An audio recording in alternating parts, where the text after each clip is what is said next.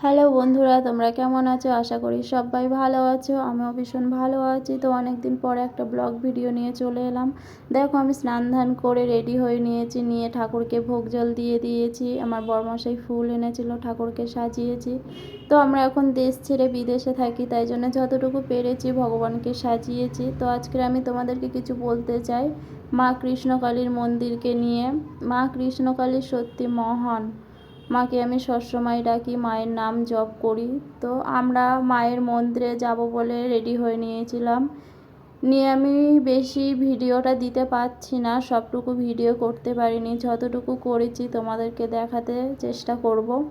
দেখো, হাড়োয়াই থেকে ট্রেনে উঠে গিয়েছি, ট্রেনে উঠে মায়ের কাছে যাচ্ছি।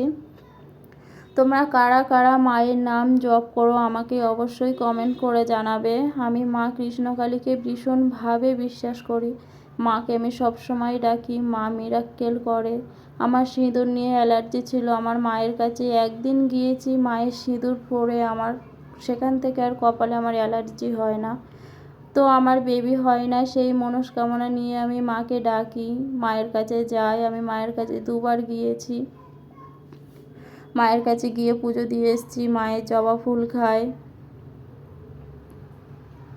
তোমরা কারা কারা মাকে ডাকো, মায়ের জবা ফুল খাও, মায়ের নাম জপ করো আমাকে কিন্তু অবশ্যই জানাবে।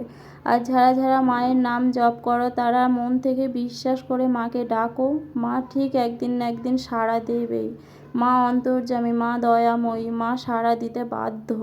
তাই বলছি, মন থেকে সবাই মাকে ডাকো। আমরা কৃষ্ণকালীর মন্দিরেতে পৌঁছে গিয়েছি। দেখো, মঙ্গলা মা দর্শককে দেখছে, আর এদিকে ভগবানের পুজো হচ্ছে, মায়ের পুজো হয়ে গেছে। মঙ্গলা মা সবাইকে দেখছে আর সবাইকে বলছে যে তোমরা মন থেকে ডাকো মাকে, মন থেকে মাকে ডাকলে মা নিশ্চয়ই সাড়া দেবে। মা দয়াময়ী, মা কোনো দিনও মা কাউকে ফেরায় না, যে এখানে আসে সবাইকে মা সাড়া দেয়।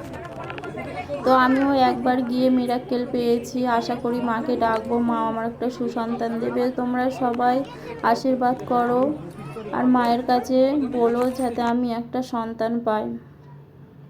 তো সবাই ভালো থেকো।